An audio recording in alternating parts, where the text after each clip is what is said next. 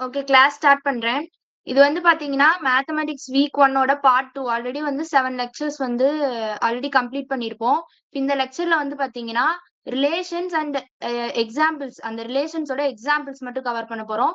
ஃபங்க்ஷன்ஸோட எக்ஸாம்பிள்ஸை வந்து நம்ம நெக்ஸ்ட் கிளாஸ்ல பார்க்கலாம்.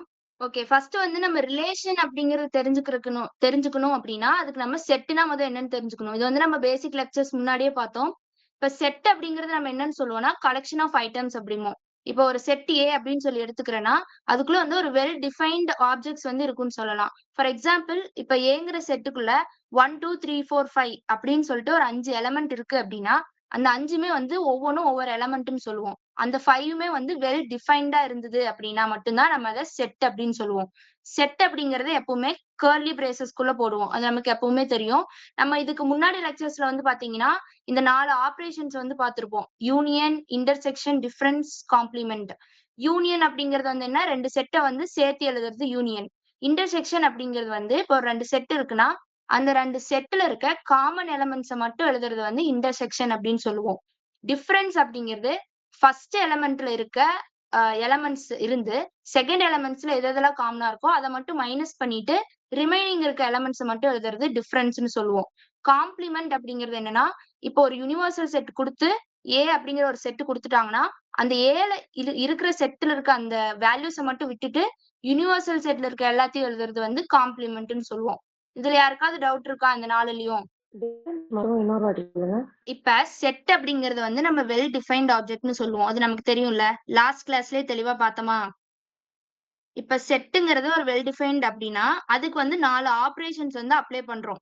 என்னென்ன அப்படின்னா ஃபர்ஸ்ட் வந்து யூனியன், செகண்ட் வந்து இன்டர்செக்ஷன், தேர்ட் வந்து டிஃபரன்ஸ், ஃபோர்த் வந்து காம்ப்ளிமெண்ட் அப்படிங்கிறோம். யூனியன் அப்படின்னா ஏ பி அப்படின்னு சொல்லி 2 செட் கொடுத்துருந்தாங்கன்னா அதுல இருக்கிற எலமெண்ட்ஸை வந்து சேர்த்து எழுதுறது தான் யூனியன். இன்டர்செக்ஷன் அப்படிங்கிறது 2 செட் கொடுத்துருக்காங்க அப்படின்னா அந்த 2 செட்ல இருக்க காமன் டேர்ம்ஸை மட்டும் எடுத்து எழுதுறது இன்டர்செக்ஷன். டிஃபரன்ஸ் அப்படிங்கிறது ஏ பின்னு 2 செட் இருக்குன்னா அதுல ஏல இருக்க எலமெண்ட் வந்து பில இல்லாத மாதிரி சப்ராக்ட் பண்ணி எழுதுறது வந்து டிஃபரன்ஸ். காம்ப்ளிமெண்ட் அப்படின்னா ஒரு செட்டு கொடுத்து அதுக்கு யூனிவர்சல்னு சொல்லிட்டு ஒரு செட்டு தருவாங்க. அந்த யூனிவர்சல் செட்ல இருக்க எலமெண்ட்ஸையும் ஏவையும் நம்ம கம்பேர் பண்ணும்போது ஏல இருக்க எலமெண்ட்ஸை மட்டும் விட்டுட்டு அந்த யூனிவர்சல் செட்ல இருக்க எல்லா எலமெண்ட்ஸும் எழுதுறது காம்ப்ளிமெண்ட். இந்த 4 புரியுதா? ஓகே, இப்போ வந்து நம்ம நெக்ஸ்ட் நம்ம ரிலேஷன் தெரியணும் அப்படின்னா நமக்கு இந்த கார்ட்டீசியன் கோஆர்டினேட் அப்படிங்கிறது தெரியணும். இப்ப ஏ கிராஸ் பி அப்படிங்கிறது வந்து நம்ம எப்படி டினோட் பண்ணலாம் அப்படின்னு சொல்லி அவங்க காமன் டேர்ம்ல சொல்றாங்கன்னா open bracket open interval small A comma small B அப்படின்னு சொல்லி நம்ம காமனா டினோட் பண்ணலாம்னு சொல்றாங்க. இதுல இந்த ஸ்மால் ஏங்கிறது வந்து கேபிட்டல் ஏ அப்படிங்கிற ஒரு செட்லயும் ஸ்மால் பி அப்படிங்கிறது கேபிட்டல் பி அப்படிங்கிற செட்லயும் வந்து இருக்கும் அப்படிங்கிறாங்க. இப்ப இது வந்து எக்ஸாம்பிளோட பார்க்கலாம். இப்ப ஏ இஸ் ஈக்குவல் டு 1,2ன்னு எடுத்துக்கிறேன் and B is equal to 3,4ன்னு 2 செட் எடுத்துக்கிறேன். இப்ப இது ரெண்டுக்கும் நான் வந்து கிராஸ் ப்ராடக்ட் அதாவது ஏ கிராஸ் பி வந்து எடுக்கிறேன் அப்படின்னா ஒரு 2 செட்டுக்கு வந்து மல்டிபிள் பண்ணும்போது எப்படி பண்ணணும் அப்படின்னா இந்த ஃபர்ஸ்ட் எலமெண்ட் இந்த 2 எலமெண்டோட பண்ணணும். அப்ப 1,3ன்னு எழுதிட்டேனா அடுத்து வந்து 1,4ன்னு எழுதுவேன். 1,4 நெக்ஸ்ட் செகண்ட் எலமெண்ட் இந்த 2 எலமெண்டோட கமா போட்டு எழுதணும். அப்ப 2,3 அதே மாதிரி 2,4. எப்படி வந்து நம்ம கார்ட்டீசியன் கோஆர்டினேட் எடுக்கிறோம்னு தெரியுதா? அண்டர்ஸ்டாண்ட் ஆகுதா எல்லாத்துக்கும்?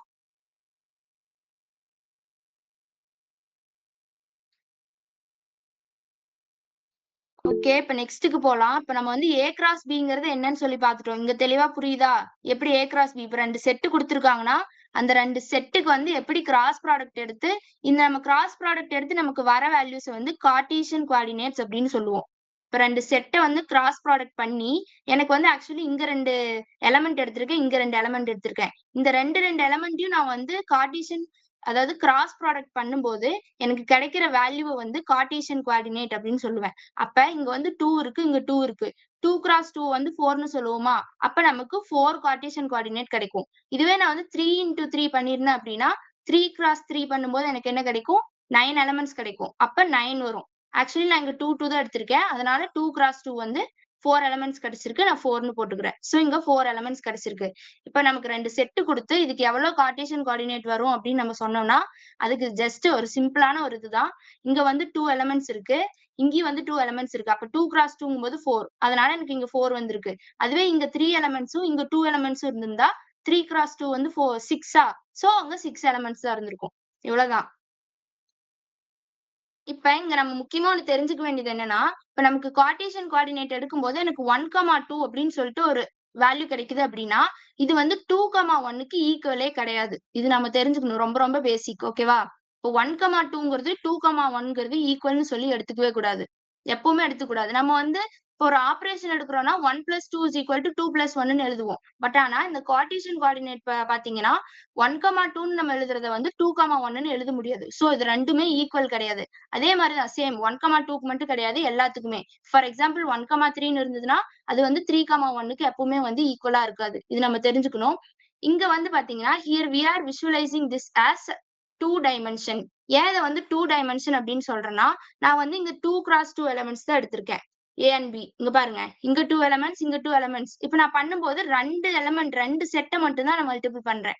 அதனால இத வந்து நான் என்னன்னு சொல்றேன் அப்படின்னா, 2 டைமென்ஷன் அப்படின்னு சொல்றேன். இதுவே வந்து நான் 3 செட்ஸ் எடுத்து 3 எலிமெண்ட் மல்டிபிள் பண்ணும்போது எனக்கு என்ன கிடைச்சிருக்குன்னா, 1, 3, கமான்னு சொல்லி இன்னொரு வேல்யூ கிடைச்சிருக்கும்.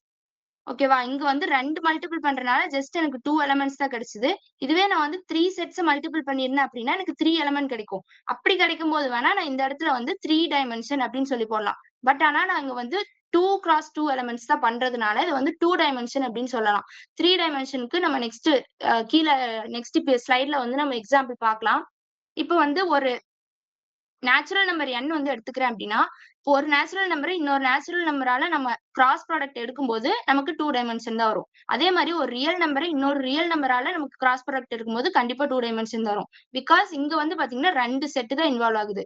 இங்க nங்கிறது வந்து ஒரு செட் ஆஃப் நேச்சுரல் நம்பர்ஸ். இந்த nங்கிறது வந்து ஒரு set of natural numbers. So 2 set வந்து நம்ம கார்ட்டீசியன் கோஆர்டினேட் எடுக்கும்போது ப்ராடக்ட் பண்ணும்போது நமக்கு எப்பவுமே 2 டைமென்ஷன் தான் கிடைக்குங்கிறாங்க. இப்பதான் ரிலேஷன் அப்படிங்கிறது என்னன்னு தெரிஞ்சுக்க போறோம். ரிலேஷன் அப்படிங்கிறது தெரிஞ்சுக்கணும் அப்படின்னா, அதுக்கு முன்னாடி நமக்கு இந்த கிராஸ் வந்து தெரிஞ்சிருக்கணும். அதுக்காக தான் முன்னாடி இது போட்டுருக்கேன். சோ இப்ப வந்து பாத்தீங்கன்னா, இங்க பைனரி ரிலேஷன் அப்படின்னா என்னன்னு பார்க்கலாம். இப்ப R contained in A cross B அப்படின்னு சொல்லி எடுத்துக்கிறேன். இப்ப A கிராஸ் Bங்கிறது நம்ம இங்க முன்னாடி ஸ்லைட்ல என்னன்னு பார்த்தோம். எனக்கு A கிராஸ் B பண்ணும்போது என்ன 4 வேல்யூஸ் கிடைச்சிருக்கா? அந்த 4 வேல்யூஸ வந்து ஜஸ்ட் ஆர் அப்படிங்கிற ஒரு செட்ட வந்து நான் கன்சிடர் பண்ணிக்கிறேன். நம்மலாம் வந்து கன்சிடர் பண்ணிக்கிறோம். அந்த 4 எலிமெண்ட்ஸ்ல ஏதோ ஒரு 2 எலிமெண்ட் நம்ம எக்ஸாம்பிள்க்கு எடுத்துக்கலாம். 1, 3யும் 1, 4ம் வந்து ஆர் அப்படின்னு சொல்லி நம்ம எடுத்துக்கிட்டோம் அப்படின்னா, அது வந்து கண்டிப்பா A கிராஸ் Bல இருக்கா? அதனால கன்டெய்ன்ட் இன் அப்படிங்கிற வேர்ட் யூஸ் பண்ணியிருக்கேன். அப்ப எலிமெண்ட் A, B அப்படிங்கிறது வந்து பிலாங்ஸ் டூ ஆர் அப்படின்னு இருந்ததுன்னா, அப்ப இங்க A, Bங்கிறது வந்து நான் என்னன்னு எழுதிக்கிறேன்? 1, 3யா இருக்கும். இல்லன்னா 1, 4ஆ இருக்கும். ஏன்னா இது 2ம் தானே ஆர்ல இருக்குன்னு நான் சொன்னேன்.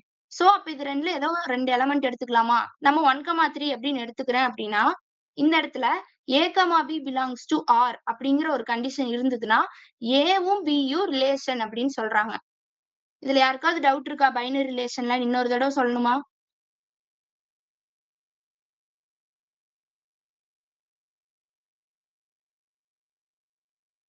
ஹலோ? கண்டினியூ பண்ணுங்க.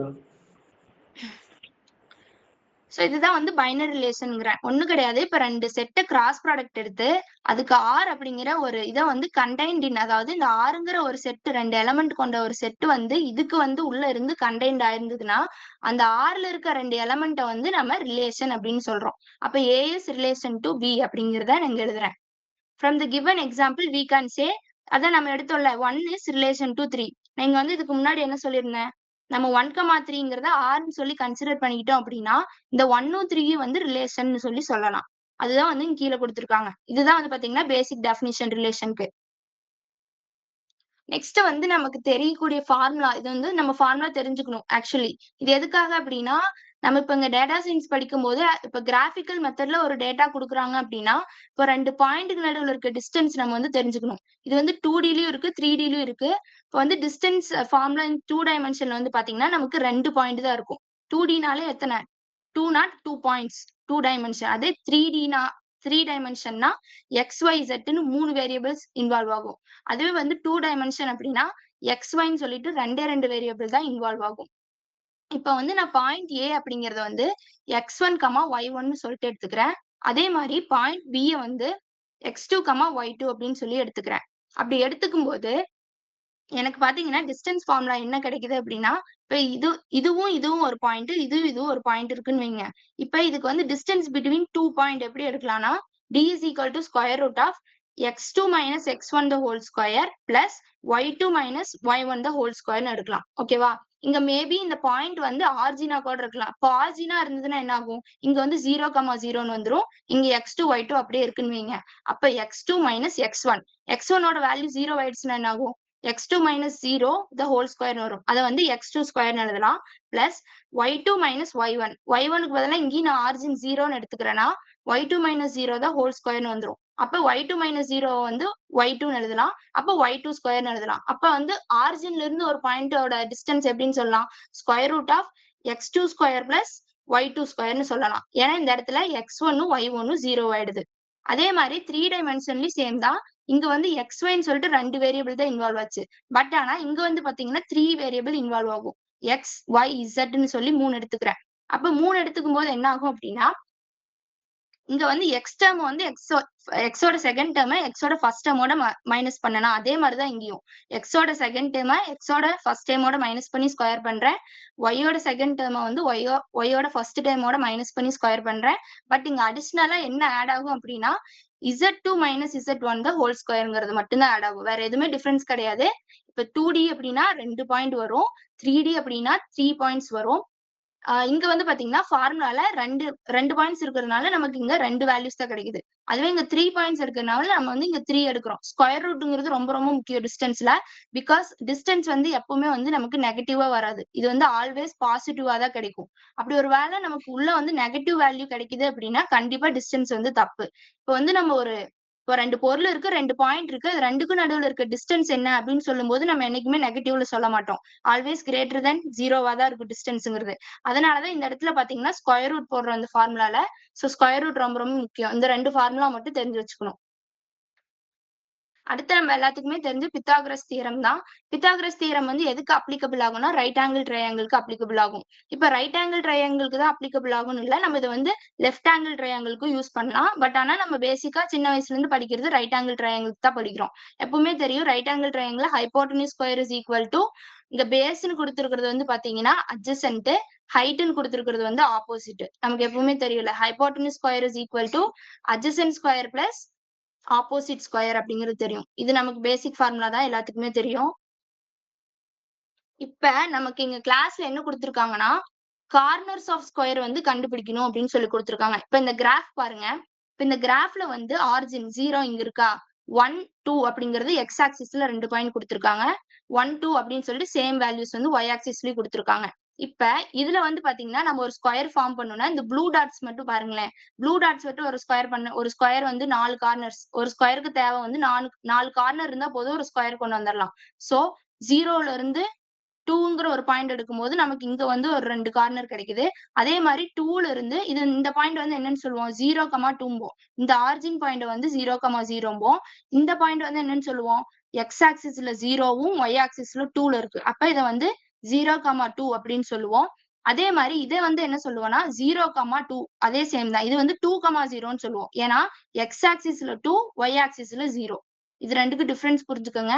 இதுதான் வந்து எக்ஸ் ஆக்சிஸ், இது வந்து ஒய் ஆக்சிஸ். அப்ப இந்த ஆரிஜின்ங்கிறது எப்பவுமே 0,0வா தான் இருக்கும். இங்க வந்து பாத்தீங்கன்னா எக்ஸ்ங்கிறது 2னும் ஒய்ங்கிறது 0வா இருக்கு. அப்ப இந்த பாயிண்ட் வந்து 2,0வா இருக்கும். அதே இந்த பாயிண்ட் வந்து 0,2வா இருக்கும். ஏன்னா இது வந்து எக்ஸ்ல 0, ஒய்ல 2. அப்ப இந்த பாயிண்ட் வந்து இந்த ப்ளூ கலர் டாட் வந்து என்னவா இருக்கும், எக்ஸ் ஆக்சிஸ்லயும் வந்து 2வா இருக்கு, ஒய் ஆக்சிஸ்லயும் வந்து 2வா இருக்கு. அப்ப இத வந்து நம்ம என்னன்னு சொல்லலாம், 2,2ன்னு சொல்லலாம். புரியுதா? இந்த பாயிண்ட் 0,0ன்னு சொல்லலாம். இந்த பாயிண்ட் வந்து 2,0ன்னு சொல்லலாம். இந்த பாயிண்ட் வந்து 0,2ன்னு சொல்லலாம். இந்த பாயிண்ட் வந்து 2,2ன்னு சொல்லலாம். சோ இப்ப வந்து நமக்கு ஒரு ஸ்கொயர் கிடைக்குதா? அந்த 4 கார்னர்ஸையும் ஜாயின் பண்ணும்போது ஸ்கொயர் கிடைக்குது.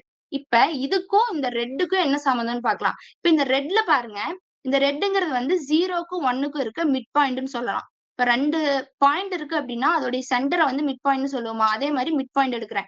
இந்த 0க்கும் 1க்கும் வந்து மிட் பாயிண்ட் எடுக்கிறேன். அப்ப இந்த பாயிண்ட் வந்து என்னன்னு சொல்லுவோம், 1,1ன்னு சொல்லுவோமா.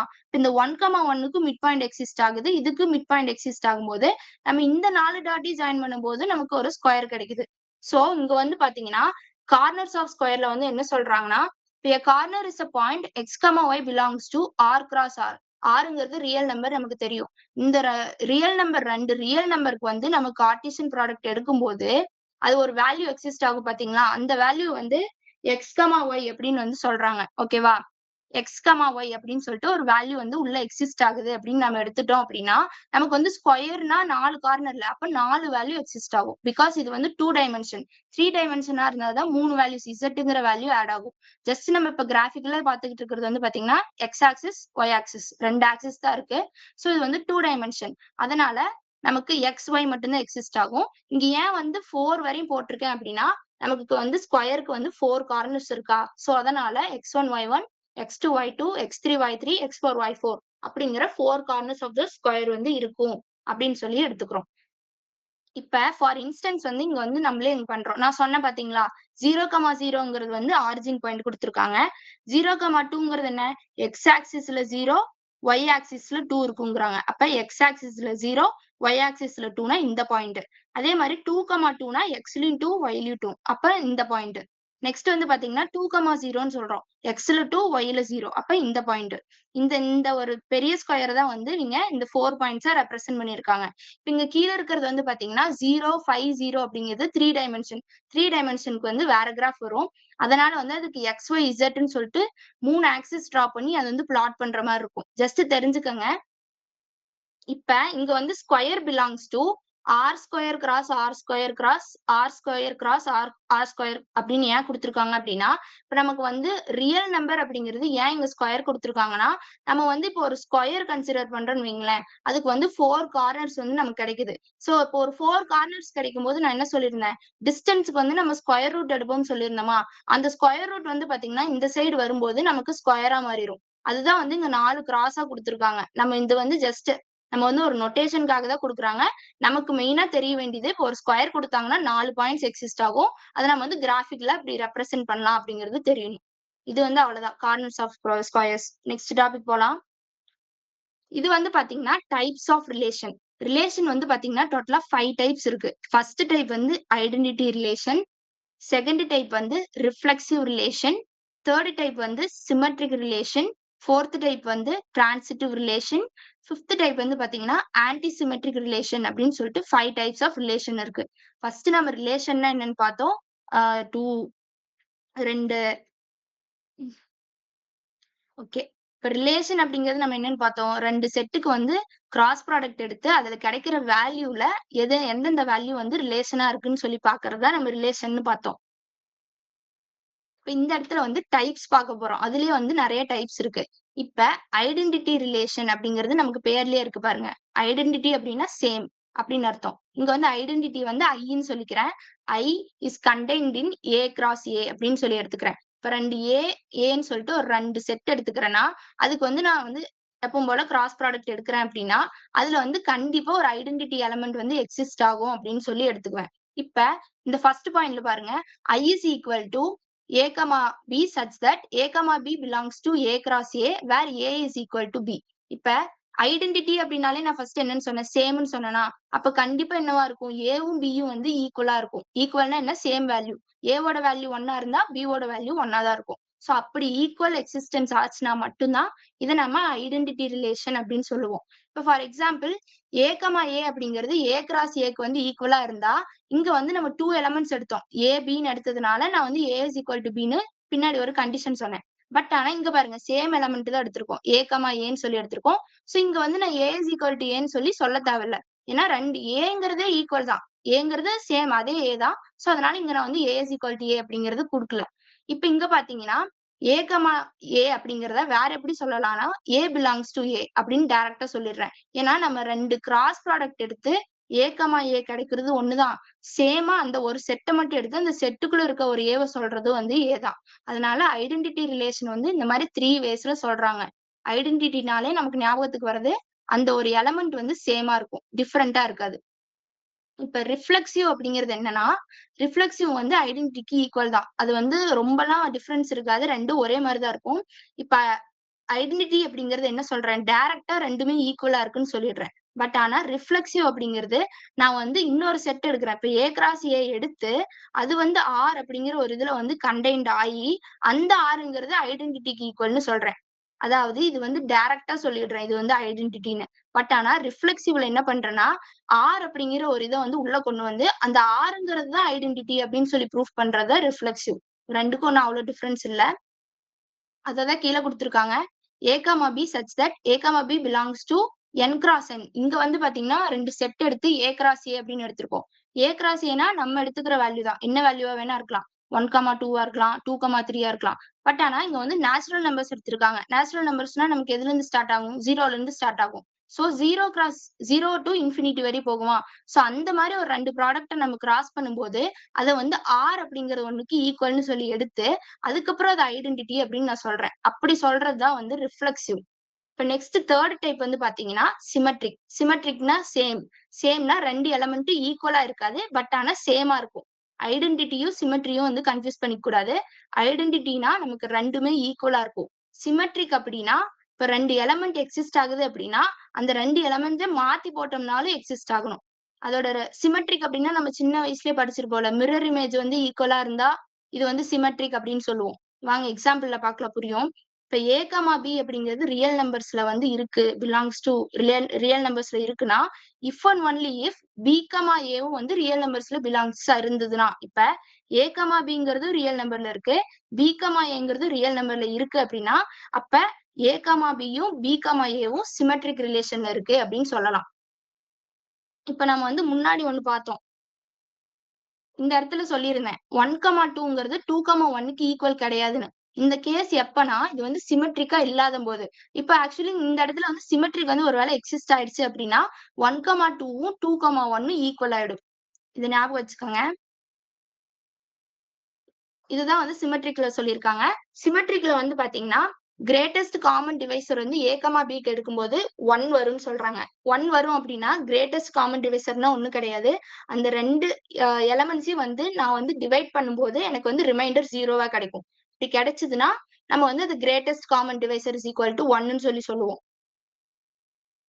இப்ப A minus B modulus of A minus B இங்க ஏன் கொடுக்குறேன்னா ஆக்சுவலி இது வந்து மாடுலஸ் கிடையாது. இது வந்து நம்ம கார்டினாலிட்டின்னு சொல்லுவோம். கார்டினாலிட்டினா அந்த ரெண்டு செட்டுக்கு இருக்கிற எலமெண்ட்ஸ் வந்து கவுண்ட் பண்றதுக்காக நம்ம யூஸ் பண்ற சிம்பிள் தான் கார்டினாலிட்டி சிம்பிள். இப்ப வந்து Aல இருந்து B வந்து மைனஸ் பண்ணும்போது எப்பவுமே 2வா தான் இருக்கும். ஆக்சுவலி பாத்தீங்கன்னா இந்த இடத்துல என்ன சொல்லிட்டேன்? Aவும் Bயும் A, Bயும் B, Aவும் ஈக்குவல்னு சொல்லிட்டேன். இந்த மாதிரி கண்டிஷன் வந்து எக்ஸிஸ்ட் ஆகும்போது நமக்கு பாத்தீங்கன்னா A minus B அதாவது cardinality of A minus B is equal to 2 அப்படிங்கிறது வந்து நமக்கு வந்து ப்ரூஃப். ஓகேவா? இது வந்து தேர்ட் டைப் ஆஃப் ரிலேஷன். இப்போ ஃபோர்த் டைப் ஆஃப் ரிலேஷன் பாத்தீங்கன்னா டிரான்சிட்டிவ் ரிலேஷன். இப்ப டிரான்சிட்டிவ் ரிலேஷன் அப்படின்னா இப்போ 3 எலமெண்ட் எடுத்துக்கிறேன். A, B, C அப்படின்னு சொல்லி 3 எலமெண்ட் எடுத்துக்கிறேன். A, B and C அப்படிங்கிற 3 எலமெண்ட் எடுத்துக்கிறேன்.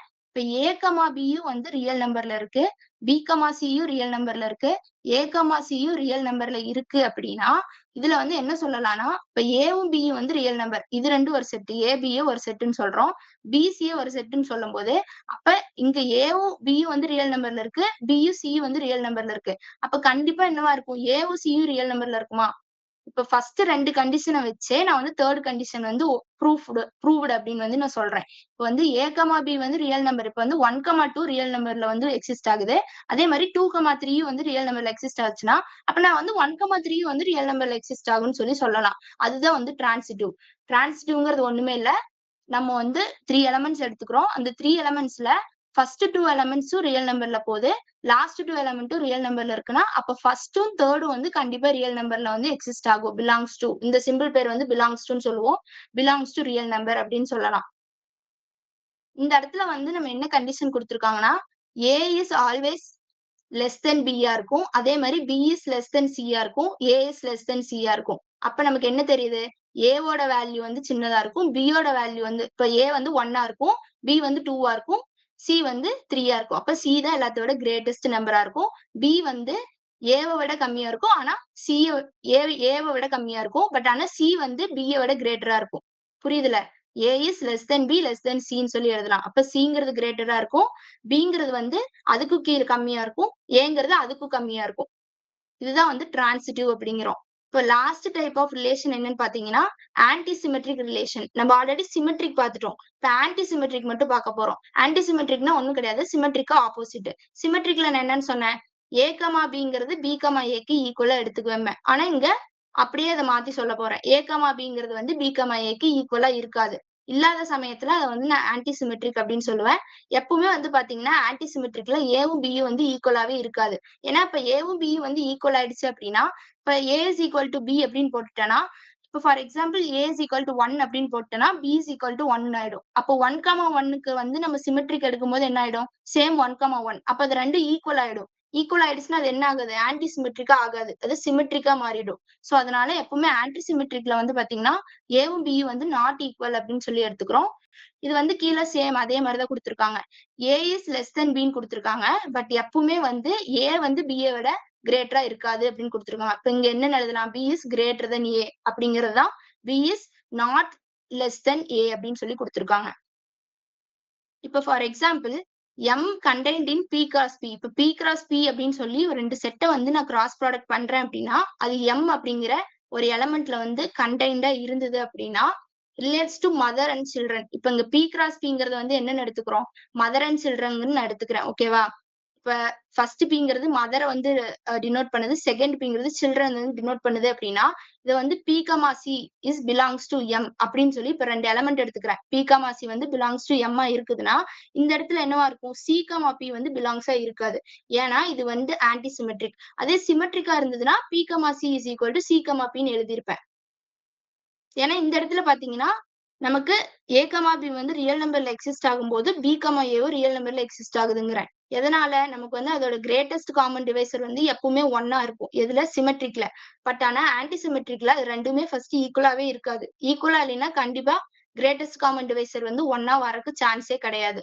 சோ அதனால இந்த இடத்துல வந்து B comma C is not equal to C comma B அப்படின்னு சொல்லி எழுதுறேன். இந்த 5 டைப்ஸ் ஆஃப் ரிலேஷன்ல யாருக்காவது டவுட் இருக்கா?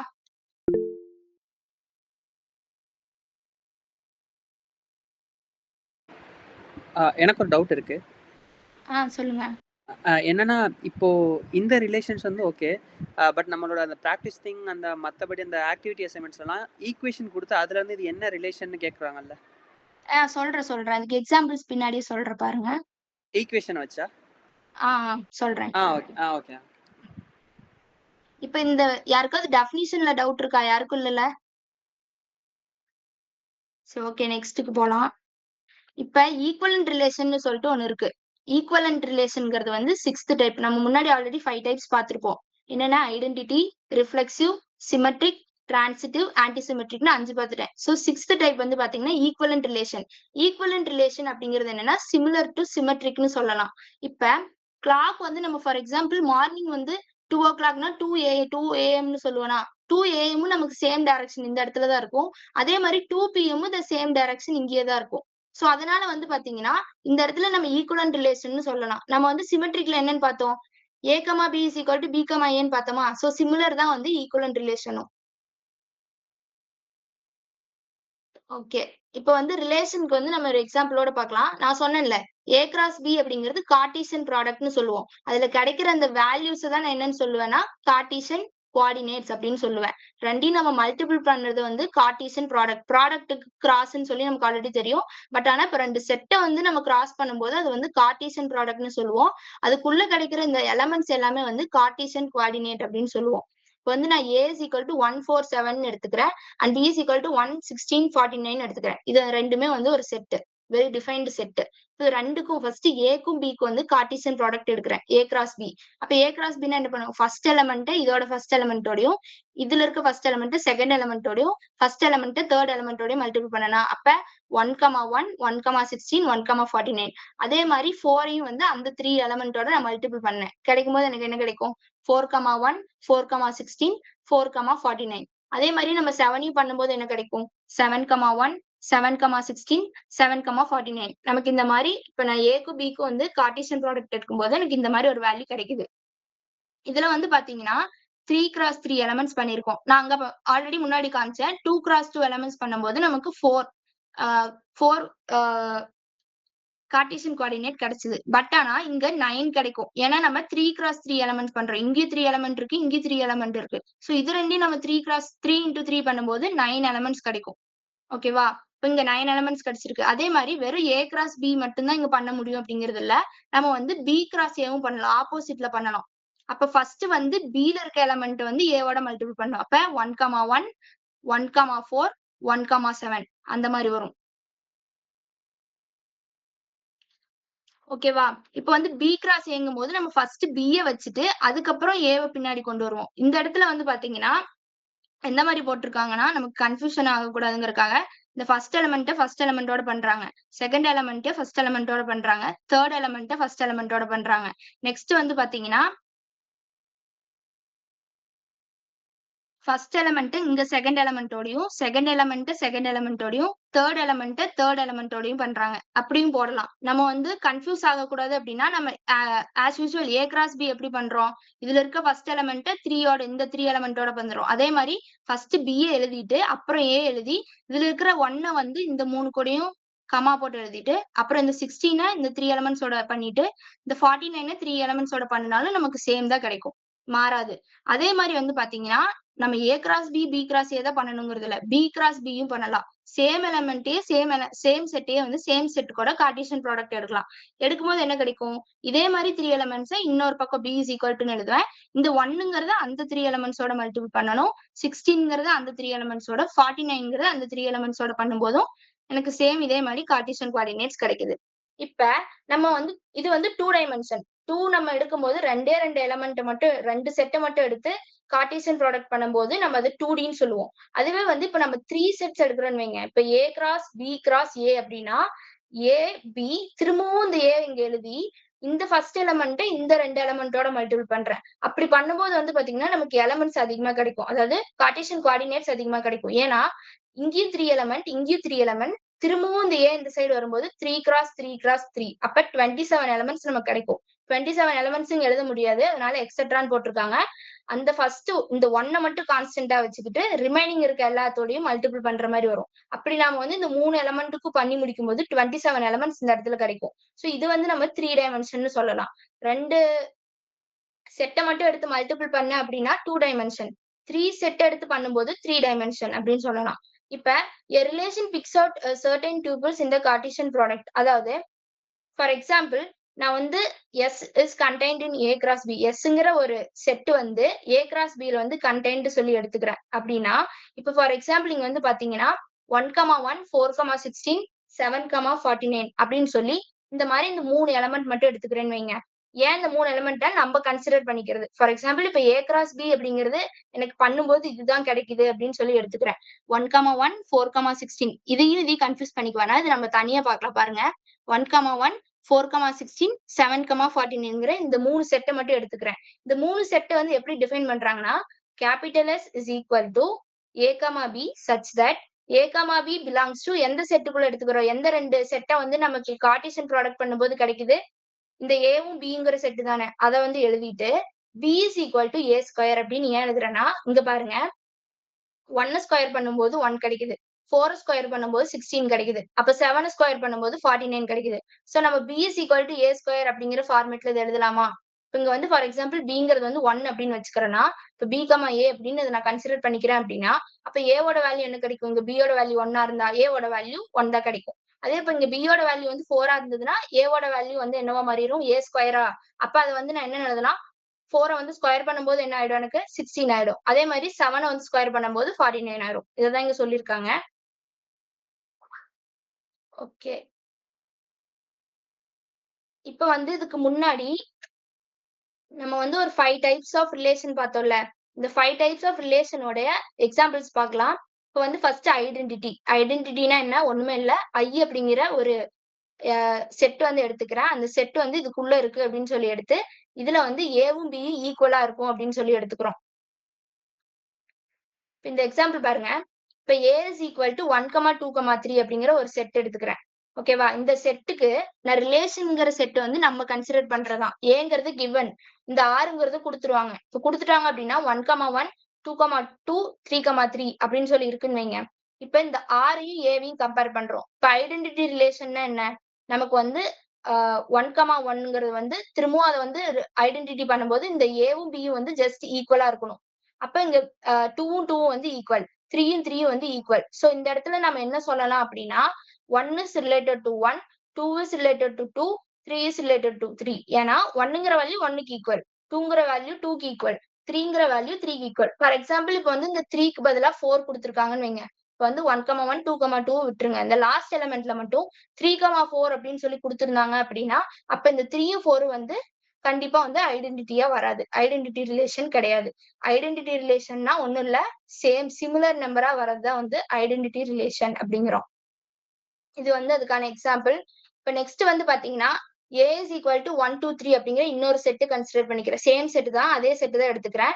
ரிஃப்ளெக்சிவ் ரிலேஷன்ங்கிறது என்னன்னு சொன்னேன். நம்ம R அப்படிங்கிற ஒரு ரிலேஷன் உள்ள கொண்டு வந்து அந்த ரிலேஷன்ல இருக்க எலமெண்ட் வந்து ஐடென்டிட்டி அப்படின்னு ப்ரூவ் பண்ணிட்டோம்னா அது வந்து ரிஃப்ளெக்சிவ். சோ நமக்கு ஆக்சுவலி தெரியும். இப்ப நமக்கு வந்து ஐடென்டிட்டினா நமக்கு எப்படி இருக்கணும்? 1,1 2,2 3,3 எல்லாமே ஐடென்டிட்டியா இருக்கணும். அதாவது ஃபர்ஸ்ட் எலிமெண்ட்டும் செகண்ட் எலிமெண்ட்டும் ஈக்குவலா இருந்தா ஐடென்டிட்டின்னு சொல்லுவோம். சோ இப்ப ரிஃப்ளெக்சிவ் வந்து நம்ம என்ன எடுத்துக்கிறேன் அப்படின்னா 1,1 2,2 3,3 1,2 2,3ன்னு இன்னும் 2 எலிமெண்ட் எக்ஸ்ட்ராவா இருக்கு. ஆக்சுவலி இது எக்ஸ்ட்ரா கிடையாது, கொடுத்துருக்காங்கன்னு வைங்க. இப்ப R அப்படிங்கிற ஒரு செட்டுக்குள்ள இந்த எலிமெண்ட் எல்லாம் இருக்குன்னு சொல்லி கொடுத்துருக்காங்க. நமக்கு வந்து ஐடென்டிட்டி எலிமெண்ட் தெரியும். நம்ம இப்ப இது ரெண்டையும் கம்பேர் பண்ணணும். கம்பேர் பண்ணும்போது என்ன ஆகுது? இதுல இருக்க எல்லா எலிமெண்ட்டும் இதுக்குள்ள வந்துருதா? இந்த ரிமைனிங் 2 எலிமெண்ட்ஸ் விட்டுருங்க. நமக்கு ஜஸ்ட் இந்த 3 எலிமெண்ட்டும் இந்த ஆர்க்குள்ள வந்துடணும்.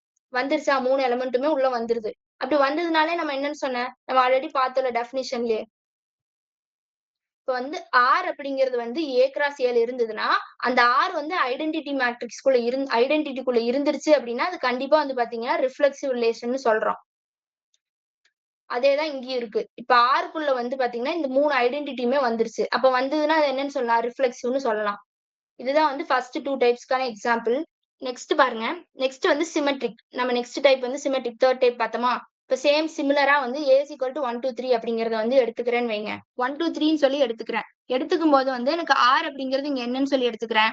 1,2 2,1 2,3 3,2ன்னு சொல்லி எடுத்துக்கிறேன். சோ நமக்கு சிமெட்ரிக்னா என்னன்னு தெரியும்? இப்போ 2 எலிமெண்ட் எடுக்கிறேன். ஃபார் எக்ஸாம்பிள் 1,2 எடுக்கிறேன் அப்படின்னா அது வந்து 2,1க்கு ஈக்குவலா இருக்கணும். அதுதான் வந்து சிமெட்ரிக்னு பார்த்தோம். சோ இப்ப இங்க சிமெட்ரிக் வந்து எக்ஸிஸ்ட் ஆகுதுன்னு சொல்றாங்க. எதனால? This is symmetric because 1,2 is in R. இப்ப வந்து 1,2ங்கிறது வந்து ரியல் நம்பர் இந்த R அப்படிங்கிற செட்டுக்குள்ள இருக்கு. அதே மாதிரி இந்த 2,1ங்கிறது பாருங்க ஆர்க்குள்ள இருக்கு. அப்ப ஆர்க்குள்ள இருந்தா என்ன? ரெண்டுமே வந்து சிமிலர் செட்டுக்குள்ள இருந்தா இந்த 2 எலிமெண்ட்டுமே வந்து சிமெட்ரிக் அப்படின்னு சொல்றோம். இப்போ 1,2 இஸ் சிமெட்ரிக் டு 2,1 அப்படிங்கிறோம். நெக்ஸ்ட் வந்து 2,3க்கு செக் பண்றோம். 2,3 அப்படிங்கிறது இந்த ஆர்க்குள்ள இருக்கு. அதே மாதிரி 3,2ங்கிறது இந்த ஆர்க்குள்ள இருக்கு. அப்படி இருந்ததுன்னா நம்ம இதை என்னன்னு சொல்லுவோம்? 2,3 இஸ் சிமெட்ரிக் டு 3,2 அப்படின்னு சொல்லி சொல்றோம். இதுதான் வந்து சிமெட்ரிக். சிமெட்ரிக்ங்கிறது ஒண்ணும் கிடையாது. ஏன்னு சொல்லி ஒரு செட் வந்து எடுத்துக்கிறோம் அப்படின்னா அந்த செட்டுக்கு வந்து ஒரு ரிலேஷன் செட் கொடுத்து அதுக்குள்ள இருக்க எலமெண்ட்ஸ்குள்ளேயே வந்து அது வந்து எக்ஸிஸ்ட் ஆயிருந்தது அப்படின்னா அதை ரெண்டையும் வந்து நம்ம என்னன்னு சொல்லலாம்? சிமெட்ரிக் அப்படின்னு சொல்லலாம். Symmetric relation அப்படிங்கலாம். நெக்ஸ்ட் வந்து பாத்தீங்கன்னா டிரான்சிட்டிவ் ரிலேஷன் அப்படிங்கறத பார்க்கலாம். இப்ப similarly A is equal to 1, 2, 3ங்கிற ஒரு செட் கொடுத்துட்டாங்க. அதுக்கான ரிலேஷன் வந்து இங்க என்னன்னு கொடுத்துருக்காங்கன்னா 1,2 2,3 1,3ன்னு சொல்லி கொடுத்துட்டாங்க டிரான்சிட்டிவ்ல. டிரான்சிட்டிவ்னா என்னன்னு சொன்னேன்? 3 வேரியபிள்ஸ் இன்வால்வ் ஆகும். இது வரைக்கும் நம்ம AB அப்படின்னு சொல்லி 2 வேரியபிள்ஸ் வச்சுதான் பார்த்திருப்போம். இந்த இடத்துல வந்து பாத்தீங்கன்னா 3 வேரியபிள்ஸ் வந்து இன்வால்வ் ஆகுது. என்னென்ன? 1, 2 2, 3 1, 3 அப்படின்னு சொல்லி இன்வால்வ் ஆகுது. அப்ப வந்து பாத்தீங்கன்னா நம்ம இங்க என்னன்னு பார்த்தோம்? இப்ப A, Bங்கிறது வந்து இந்த இடத்துல பாருங்க A, Bங்கிறது ஒரு ரியல் செட்டுக்குள்ள இருக்கு. அதே மாதிரி B, Cங்கிறது ஒரு ரியல் செட்டுக்குள்ள இருந்தா A, Cயும் கண்டிப்பா ரியல் செட்டுக்குள்ள இருக்குன்னு சொல்லி பார்த்தோமா? இங்கேயும் அதேதான். இப்போ 1, 2 அப்படிங்கிறது வந்து ஒரு ரியல் செட்டுக்குள்ள இருக்கு. 2, 3ங்கிறது ரியல் செட்டுக்குள்ள இருக்கு அப்படின்னா இந்த 1ம் 3யும் கண்டிப்பா ரியல் செட்டுக்குள்ள இருக்கு. அதுதான் இங்க போட்டிருக்காங்க. This is transitive because 1, 2 and 2, 3 are in real number. இப்ப அதேதான் சொல்லியிருக்காங்க. இப்ப ஃபர்ஸ்ட் 2 எலிமெண்ட் 1, 2வும் ரியல்ல இருக்கு, 2, 3யும் ரியல்ல இருந்து அப்படின்னா இந்த 1ம் இந்த லாஸ்ட்ல இருக்க 3யும் வந்து ரியல்ல இருக்கும் அப்படின்னு சொல்றதா வந்து டிரான்சிட்டிவ் ரிலேஷன் அப்படின்னு சொல்றோம். இப்போ வந்து லாஸ்ட் வந்து பாத்தீங்கன்னா லாஸ்ட் வந்து ஆன்டி சிமெட்ரிக். நம்ம சிமெட்ரிக்னா என்னன்னு பார்த்தோம்? 1, 2வும் 2, 1ம் ஈக்குவலா இருந்தா சிமெட்ரிக். ஆன்டி சிமெட்ரிக்னா அதுக்கு அப்படியே ஆப்போசிட். ஓகேவா? அப்ப 1, 2, 2, 1 இங்க ஈக்குவலா இருக்காது. பார்க்கலாம். இப்ப ஏங்கிற ஒரு செட் குடுத்துட்டாங்க. அதுக்கான ரிலேஷன் செட் வந்து பாத்தீங்கன்னா 1,1, 2,2, 3,3, 1,2 அப்படின்னு சொல்லி குடுத்துருக்காங்க. இது வந்து ஆன்டிசிமெட்ரிக் அப்படிங்கிறாங்க. எதனாலனா 1,2 is in R but 2,1 is not in R. இப்ப நம்ம லாஸ்ட் சிமெட்ரிக்ல வந்து என்னன்னு பார்த்தோம். இங்க 1,2 இருக்கு. அதே மாதிரி 2,1 இதோடைய அதாவது மிரர் ஃபர்ஸ்ட் எலிமெண்ட் வந்து செகண்டாவும் செகண்ட் எலிமெண்ட் வந்து ஃபர்ஸ்டா போடும்போது நமக்கு அந்த ரெண்டு எலிமெண்ட்டுமே உள்ள எக்ஸிஸ்ட் ஆகுது. பட் ஆனா ஆன்டிசிமெட்ரிக்ல ஃபார் எக்ஸாம்பிள் பாருங்க, இங்க இருந்து 1,2 இருக்கு. பட் ஆனா இங்க 2,1 அப்படிங்கிற ஒரு எலிமெண்ட் உள்ள இல்லவே இல்ல. இல்ல அப்படின்னா கண்டிப்பா இது என்னவா இருக்கும்? ரெண்டுமே வந்து ஆன்டிசிமெட்ரிக்கா இருக்கும். அதத்தான் இங்க சொல்லியிருக்காங்க. இப்போ வந்து லாஸ்ட் கிளாஸ்ல வந்து பாத்தீங்கன்னா இன்டர்வல்ஸ் அப்படிங்கிற அந்த டாபிக் மட்டும் விட்டுருப்பாங்க. நான் அதுல சொல்றேன். ஆக்சுவலி இன்டர்வல் அப்படிங்கிறது எப்படி சொல்லுவோம் அப்படின்னா, இப்போ ஃபார் எக்ஸாம்பிள் ஒரு நம்பர் லைன் இருக்கு அப்படின்னா அது வந்து இன்டிஜர்ஸ்னு சொல்லுவோம். இன்டிஜர்ஸ் அதாவது ஒரு ரியல் நம்பர் லைன் அப்படின்னா அதுக்குள்ள என்னென்னலாம் வரும்? நேச்சுரல் நம்பர்ஸ் வரும், இன்டிஜர்ஸ் வரும், ரேஷனல் வரும், இர்ரேஷனல் வரும் அண்ட் ரியல் நம்பர்ஸ். இது எல்லாமே சேர்ந்ததுதான் நம்ம வந்து ரியல் நம்பர் லைன் அப்படின்னு சொல்றோம். அந்த ரியல் நம்பர் லைனை வந்து நம்ம இன்டர்வல்ல வந்து நம்ம டினோட் பண்ணுவோம். ஓகேவா? இதுல வந்து பாத்தீங்கன்னா டோட்டலா 6ல 5 டைப்ஸ் இருக்கு. ஃபர்ஸ்ட் வந்து பாத்தீங்கன்னா இன்டிஜர்ஸ் எடுத்துக்கிறேன். இன்டிஜர்ஸ்னா என்ன? நெகட்டிவ் அண்ட் பாசிட்டிவ் ரெண்டையும் சேர்த்து இருக்கிறத வந்து இன்டிஜர்ஸ்னு சொல்லுவோமா? இப்போ ஃபார் எக்ஸாம்பிள் -6ல இருந்து +6 வரைக்கும் நான் இன்டர்வல்ல எழுதணும் அப்படின்னா இசட் அப்படின்னு சொல்லி இங்க நான் வந்து டினோட் பண்ணிக்கிறேன். என்ன வேரியபிள் வேணா போட்டுக்கலாம். நான் இங்க வந்து இசட்னு எழுதிக்கிறேன். Small Z belongs to capital இசட்னா நம்ம என்னன்னு சொல்லுவோம்? இன்டிஜர்னு சொல்லுவோம். ஏன்னா இங்க நமக்கு இன்டிஜர்னு சொல்லி மென்ஷன் பண்ணியிருக்காங்க. அதனால கேபிட்டல் இசட் இந்த ஸ்மால் இசட்ங்கிறது கண்டிப்பா இன்டிஜர்ஸ்குள்ள இருக்கும். நமக்கு வந்து ரெண்டு இன்டர்வலோட பாயிண்ட்டுமே கொடுத்துட்டாங்க. -6ல இருந்து +6க்குள்ள சொல்லுங்க அப்படின்னு சொல்லி கொடுத்துருக்காங்க. அப்ப -6 is less than R equal to Z is less than R equal to 6 அப்படின்னு எழுதலாம். இங்க ஏன் ஈக்குவல் டு போடுறேன் அப்படின்னா ஃப்ரம் 2ன்னு சொல்லி கொடுத்துருக்காங்க. அப்ப ஃப்ரம்னா -6ல இருந்து 2 அப்படிங்கிறது +6 வரையும் அப்படின்னு இருக்காங்க. இது ரெண்டையும் வந்து எக்ஸ்க்ளூட் பண்ண சொல்லல. நமக்கு வந்து இன்க்ளூட் பண்ணி தான் எழுதணும். அதனால இங்க வந்து ரெண்டு பக்கமும் ஈக்குவல் போடுறேன். ஓகேவா? இது வந்து காமனானது. நம்ம வந்து ஃபார் எக்ஸாம்பிள் இப்ப -1ல இருந்து +1 வரை சொல்லுங்க அப்படின்னா -1 is less than R equal to Z is less than R equal to 1ன்னு எழுதுவோம். நமக்கு கிவன்ல வந்து -6 கொடுத்துருக்காங்க. -6 to +6 கொடுத்துருந்தனால நான் இப்படி எழுதுறேன். இப்ப நெக்ஸ்ட் வந்து பாத்தீங்கன்னா ரியல் நம்பர்ஸ் பிட்வீன் 0 and 1 வந்து கன்சிடர் பண்ணிக்கிறேன். ஓகேவா? இப்போ 0க்கும் 1க்கும் நடுவுல வந்து பாத்தீங்கன்னா இன்ஃபைனைட் நம்பர் ஆஃப் எலமெண்ட்ஸ் இருக்கு. ஏன்னா இப்ப நான் வந்து சொல்லலாம் 0,1, 0,2, 0,9க்கு அப்புறம் 1 வந்துரும் அப்படின்னு சொல்லலாம். பட் ஆனா அந்த 0,9க்கு அப்புறம் 0,91, 0,92 அப்படின்னு சொல்லி நிறைய இன்ஃபைனைட் நம்பர் ஆஃப் டேர்ம்ஸ் வந்து போகும். அப்ப 0க்கும் 1க்கும் நடுவுல இருக்க டேர்ம்ஸ் வந்து நம்மளால டிஃபைன் பண்ண முடியாது. ஏன்னா அது வந்து இன்ஃபைனைட் நம்பர். அதனால இதை வந்து இன்டர்வல்குள்ள எப்படி சொல்லலாம்னா அது வந்து 4 டைப்ஸா சொல்லலாம் இன்டர்வல. Closed interval, open interval, left open, right open. இப்ப க்ளோஸ்ட் இன்டர்வல் அப்படின்னா நம்ம வந்து ஸ்கொயர் பிராக்கெட் யூஸ் பண்ணுவோம். அதே ஓப்பன் இன்டர்வல் அப்படின்னா நம்ம எப்ப ஆஸ் யூசுவல் யூஸ் பண்ற அந்த கர்வ் மாதிரி இருக்குல்ல ஓப்பன் இன்டர்வல் அது யூஸ் பண்ணுவோம்.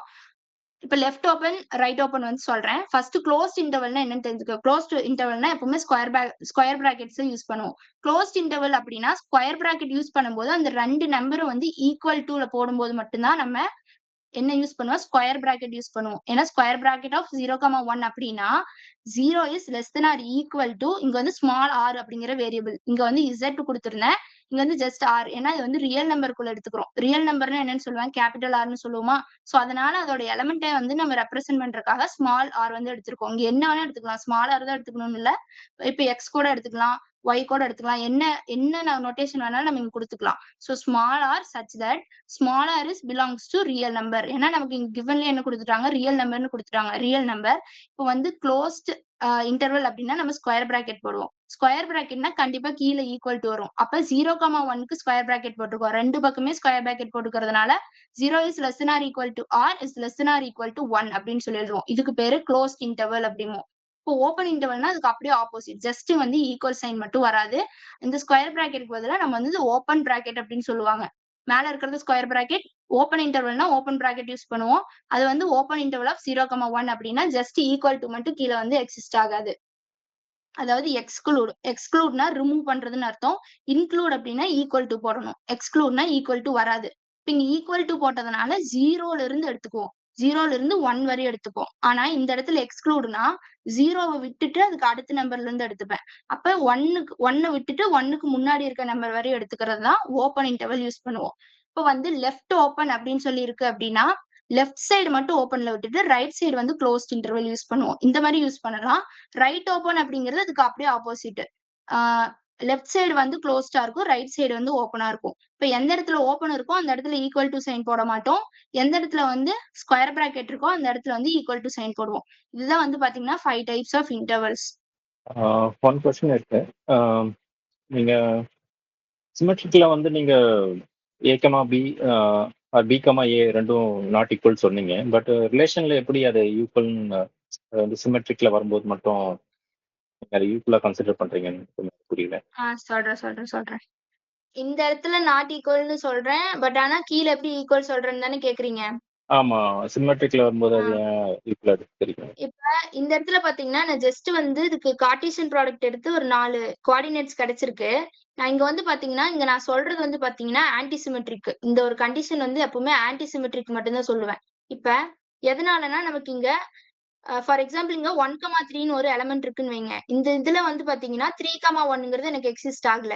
அப்படி எக்ஸிஸ்ட் ஆயிருந்ததுன்னா கண்டிப்பா இத வந்து சிமெட்ரிக்னு சொல்லியிருப்பேன். பட் ஆனா இந்த இடத்துல 1,3 அப்படிங்கிறது ஒண்ணு இருந்ததுன்னா 3,1 அப்படிங்கிறது ஒண்ணு இல்லவே இல்ல. அதே மாதிரி 1,4 நாட் ஒன்லி திஸ், இந்த மூணுக்குமே பாருங்க 1,4 இருந்ததுன்னா 4,1 எக்ஸிஸ்ட் ஆயிருந்ததுன்னா அதை ரெண்டையும் சிமெட்ரிக்னு சொல்லுவேன். பட் ஆனா இல்லாததுனால நான் ஜஸ்ட் இது காமனா உங்களுக்கு புரியணுங்கிறதுக்காக 1,2ங்கிறது வந்து 2,1க்கு நாட் ஈக்குவல்னு சொல்லியிருக்கேன். அப்ப நாட் ஈக்குவல்னா என்ன, இந்த இடத்துல இது ஆன்டி சிமெட்ரிக்னு அர்த்தம். ஓகேவா? பட் ஆனா இங்க 1,2 அண்ட் 2,1 ரெண்டுமே நாட் ஈக்குவல்னு சொல்றீங்க. யா. இந்த பட் இடத்துல அந்த வந்து ரிலேஷனுக்குள்ள அஸ்யூம் பண்ணிக்கிறோம் ஜஸ்ட். இது வந்து நான் அதுல இருந்து சொல்லல. இப்ப நான் வந்து புரியணுங்கிறதுக்காக ஈஸியா நமக்கு எப்பவும் 1, 2ங்கிறது வந்து நமக்கு எடுத்தோனே ஸ்டார்ட்டிங் டிஜிட்ங்கிறதுனால புரியணுங்கிறதுக்காக இது சொன்னேன். பட் ஆனா இந்த இடத்துல இருந்து நம்ம பார்க்கும்போது பாத்தீங்கன்னா 1,3 இஸ் நாட் ஈக்குவல் டு 3,1 அப்படின்னு சொல்லலாம். பிகாஸ் இங்க வந்து நமக்கு எக்ஸிஸ்ட் ஆகல. சேம் எலிமெண்ட் அதோட இதோட சிமெட்ரிக் எலிமெண்ட் வந்து நமக்கு இதுல எக்ஸிஸ்ட் ஆகல. ஆயிருந்ததுன்னா கண்டிப்பா இது ரெண்டுமே வந்து சிமெட்ரிக் ரிலேஷன்ல இருக்கு அப்படின்னு சொல்லலாம். ஓகேவா? Okay. And second thing is அந்த செட்ல வந்து ஈக்குவல்ட்டி இல்லாம இருக்கு. அது ரெண்டுத்துக்கு என்ன டிஃபரன்ஸ் இந்த சிம்பிள்ல? செட்டுக்கும் எந்த செட் இடத்துல ஈக்குவல். எந்த இடத்துல கேக்குறீங்க? செட்டுக்கும் செட் ஈக்குவல் அந்த இருக்குல்ல, அந்த சிம்பிள்ஸ் வருதுல்ல. பிலாங்ஸ்ன்ற இடத்துல ஈக்குவல் போட்டோம்னா நீங்க suppose closed bracket and open bracket வர்ற மாதிரி ரிலேஷன்ல இன்டர்வல்ல, அதே போல செட்ல சொல்றேன் நான். செட்ல கேக்குறீங்களா? இது வந்து பாத்தீங்கன்னா இன்டர்வல் அப்படிங்கிறது வந்து செட்டுக்கு என்னைக்குமே எக்ஸிஸ்ட் ஆகாது. இது வந்து ஜஸ்ட் இது வந்து விட்டுட்டாங்க ஆக்சுவலி. லாஸ்ட் இதுல வந்து விட்டுட்டாங்க இத. அதனால இது வந்து ரீகால் பண்ணுங்கிறதுக்காக மட்டும் இது சொன்னேன். இது வந்து ரிலேஷனுக்குள்ள இந்த டாபிக் வந்து வராது. ஓகே. இன்டர்வல் இதே வந்து போல எனக்கு செட்ல நீங்க செட்ல பாத்தீங்கன்னா அந்த சிம்பிள் போடுவாங்கல்ல, அதுல வந்து ஜஸ்ட் சி மட்டும் போட்டு விட்டுருவாங்கல்ல. சில புரியுது, புரியுது. சில நீங்க என்ன இடத்துல வந்து கேக்குறீங்க? சி சி அதுக்கு ம். என்ன டிஃபரன்ஸ் இருக்கு? சொல்றேன் இருங்க. இந்த இடத்துல சிக்கு கீழ ஈக்குவல் மாதிரி போட்டு ஒரு சிம்பிள் குடுத்திருக்காங்களா? எஸ் இஸ் பிலாங்ஸ் டுங்கிறதுக்கு வந்து நம்ம சப்செட்டா இருந்ததுன்னா ஜஸ்ட் சி மட்டும் போடுவோம். கீழ வந்து லைன் அப்படின்னு சொல்லி போட்டுட்டோம்னா அது வந்து கண்டெய்ன்டுன்னு இல்லைன்னா பிலாங்ஸ் டுன்னு சொல்லுவோம். ஈங்கிறதையும் வந்து நம்ம பிலாங்ஸ்னு சொல்லலாம். அதாவது இந்த எஸ்ங்கிற செட் வந்து ஏ கிராஸ் பிக்குள்ள இருக்குன்னு சொல்றதுதான் வந்து இந்த சி போட்டு கீழே கோடு போடுறது. பட் ஆனா இந்த இ சிம்பிள் மாதிரி போடுறது வந்து பாத்தீங்கன்னா பிலாங்ஸ். இது டைரக்டா வந்து இந்த எலமெண்ட் வந்து இதுக்குள்ள இருக்கு அப்படிங்கிறது. சோ ஒன்னும் பிரச்சனை இல்ல. இந்த நாளைக்கு கிளாஸ் கண்டக்ட் பண்றோம். இந்த மாதிரி டவுட்ஸ் இருந்ததுன்னா குரூப்ல போடுங்க. நாளைக்கு இதெல்லாம் நான் கவர் பண்ணிடுறேன் பேசிக்ஸ் எல்லாம்.